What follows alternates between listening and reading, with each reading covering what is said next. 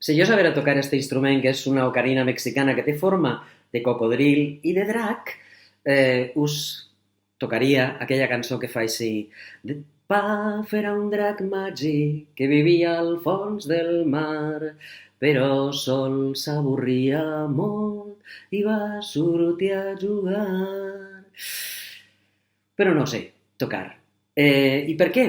Perquè avui vaig a contar-vos una cançó no, un conte de dracs que a mi m'agraden molt. El drac del patriarca, que era mig cocodril, mig drac, com esta ocarina que vos he mostrat, arreplegada per la meva amiga Alicia Casanova i dibuixada per David González en Terra de Llegendes d'Edelvides. I diuen i conten que fa molts i molts i molts anys, en aquella època de les bruixes, dels sogres, dels gegants, va aparèixer una nit un drac gegant feroce a la ciutat de València i s'instal·là allà i el mateix es menjava una vaca que un corder que un xiquet que anava per allí per el riu, perquè estava per allí prop del riu.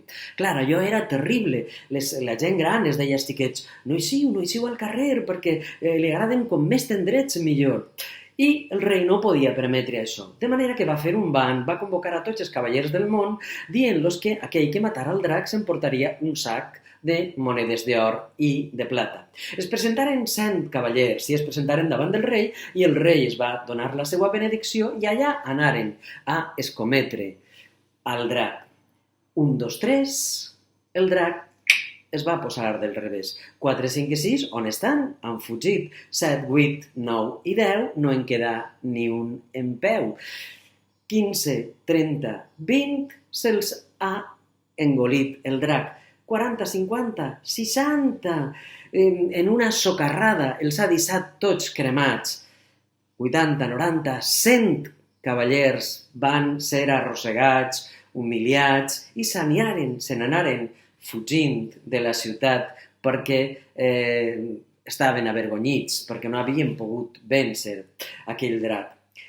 La pobra ciutat de València estava aterroritzada, no sabien què fer, perquè a més tot el món sabia que un drac és dura molts anys, o sigui, són molt longeus, que diuen en castellà. I el cas és que ja estaven resignats a la seva sort quan va aparèixer per les portes de la ciutat, segurament vindria per les portes de Serrans, un xicon simpàtic, alegre, que va dir que ell mataria el drac. Tot el món, uns el vitorejaven i l'aplaudien i altres ploraven perquè pensaven, pobre, tan jove, ja veus tu, se'l menjarà el drac. Però aquell xicon, que no era cavaller ni tan sols escuder, allà que se'n va anar a trobar el drac. I vosaltres direu, i qui era? Era el fill del vidrier. I era llest i astut i s'havia fet una armadura tota d'espills. I allà que se n'anà, reflectint el sol i la natura per on passava i els canyars del riu, fins a on estava la cova del drac. I des d'allí el va cridar, «Yeah, drac infame! Ix, covard! Ix, que t'estic esperant!» El drac en aquell moment estava fent una becaeta. Pensa, qui s'atreveix a molestar-me ara que estic fent la migdiada?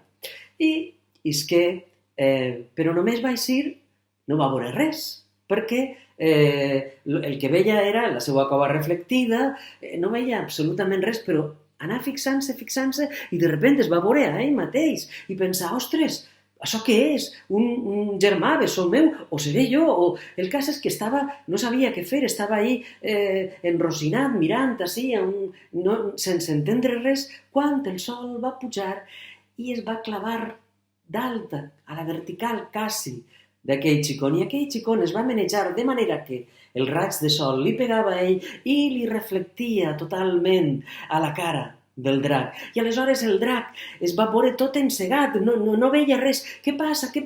Com és que s'ha fet de nit tan pronte? No veig res, estic encegat. I pegant voltes així, marejat, aquell moment l'aprofità el xicon per atraure la seva esposa, que no era ni una cosa ahí màgica ni res, i feu zum! I brandant l'espasa li va tallar el coll. Va agarrar aquell cap de drac i se'n va anar a veure al rei. I el rei, quan va veure que efectivament aquell xicon havia mort el drac havia eliminat aquell perill que assolava la ciutat, el va nomenar cavaller i li va donar una gran bossa plena de monedes, de ducats d'or i argent. I tota la gent el va aclamar i el va estimar perquè havia lliurat a la pobra ciutat de València d'aquell terrible drac. I aquest drac, o cocodril, estigué molts anys penjat en l'església del patriarca. I si voleu, us ho cregueu, i si no, ja ho sabeu. I conte contat, llegenda contada, llegenda